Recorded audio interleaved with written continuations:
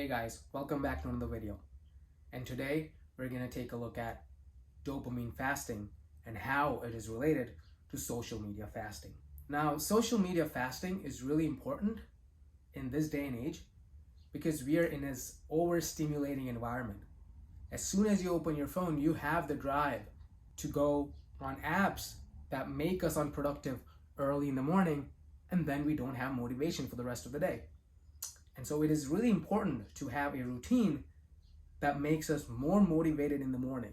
So the goal of all this, the goal of having a certain type of fasting routine with social media is to preserve dopamine levels in the morning.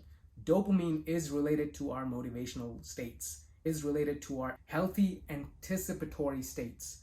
When we reserve dopamine for the morning, we are much likely to be productive and to do things that we want to do and not be consumed by technology. And so let me just tell you how I use dopamine fasting via social media fasting to increase my productivity. So 4 weeks ago, I read 4-Hour Work Week by Tim Ferriss. It's a business book. And so in that book, he tells the readers that we should batch our time. We should let the notifications and emails, we should batch them. Meaning we set a time, let's say 7 p.m. I'll check my emails. Okay, 7 p.m. every day 7 p.m. I'll check my emails. I let my emails accumulate at 7 p.m. and then I check. And so I got that idea from that book. Okay, so how do we accumulate and save time in relationship with social media?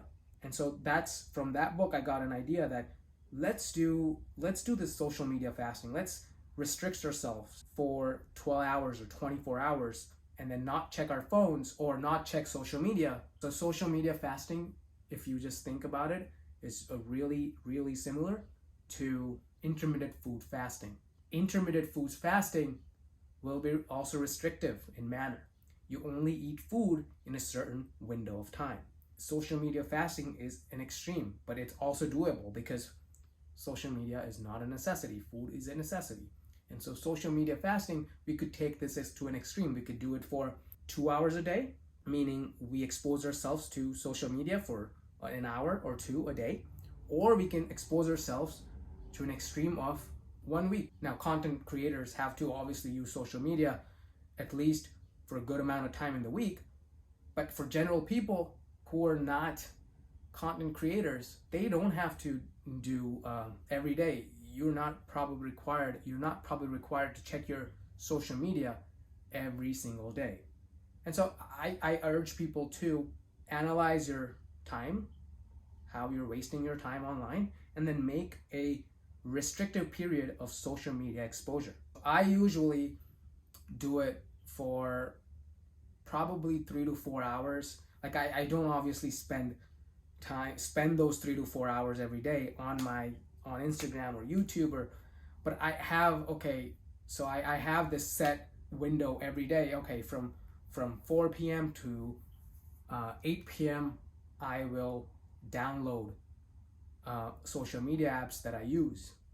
And yeah, I said download because I do delete my social media apps now every night so that I am not driven to go on those sites first thing in the morning.